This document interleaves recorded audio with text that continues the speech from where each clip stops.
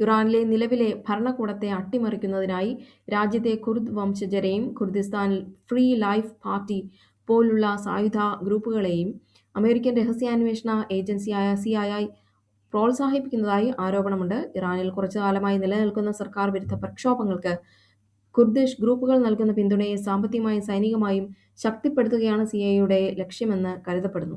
Kurd വിഭാഗങ്ങളെ ആയുധമണിയിക്കുന്നത് ഇറാനെ മാത്രമല്ല, അയൽ രാജ്യങ്ങളായ ഇറാഖ്, തുർക്കി എന്നിവിടങ്ങളെയും സുരക്ഷയെ ബാധിക്കുന്നതിനാൽ ഈ നീക്കം വലിയ നയതന്ത്ര ചർച്ചകൾക്ക് വഴിമാറിയിട്ടുണ്ട്.